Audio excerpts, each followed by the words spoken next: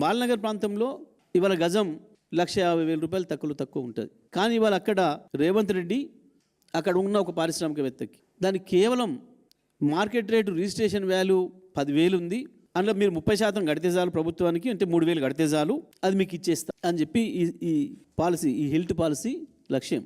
HILT policy అంటే ఏంటంటే బాలనగర్లో ఉన్న భూమి వీళ్ళ పాలసీ ప్రకారం రిజిస్ట్రేషన్ వాల్యూ వాళ్ళు అక్కడ ఎంత ఉందో తీసుకొని ఆ రిజిస్ట్రేషన్ వాల్యూకు దాంట్లో 30% మీరు మాకు కట్టండి, అది మీకు సొంతం ఇచ్చేస్తా.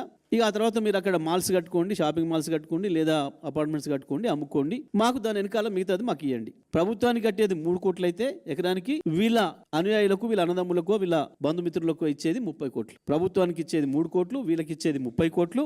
వాస్తవానికి అక్కడ ప్రజలకు రావాల్సింది, ప్రభుత్వానికి రావాల్సింది ఎకరానికి దాదాపు 50, 70, 100 కోట్లు. ప్రభుత్వానికి 3 కోట్లు, వీళ్ళకి 30 కోట్లు, ఇంకో 30 కోట్లు వాడికి. ఇది ఈ స్కామ్ అసలు.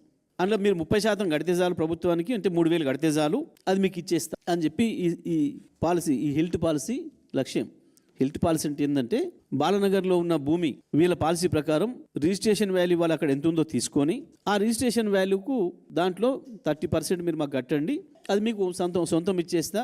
ఇక ఆ తర్వాత మీరు అక్కడ మాల్స్ కట్టుకోండి, షాపింగ్ మాల్స్ కట్టుకోండి, లేదా అపార్ట్మెంట్స్ కట్టుకోండి, అమ్ముకోండి, మాకు దాని వెనకాల మిగతాది మాకు ఇవ్వండి. ప్రభుత్వానికి కట్టేది 3 కోట్లు అయితే ఎకరానికి వీళ్ళ అనుయాయులకు, వీళ్ళ అన్నదమ్ములకు, వీళ్ళ బంధుమిత్రులకు ఇచ్చేది 30 కోట్లు. ప్రభుత్వానికి ఇచ్చేది 3 కోట్లు, వీళ్ళకి ఇచ్చేది 30 కోట్లు. వాస్తవానికి అక్కడ ప్రజలకు రావాల్సింది, ప్రభుత్వానికి రావాల్సింది ఎకరానికి దాదాపు 50, 70, 100 కోట్లు. ప్రభుత్వానికి 3 కోట్లు, వీళ్ళకి 30 కోట్లు, ఇంకో 30 కోట్లు వాడికి. ఇది ఈ స్కామ్ అసలు.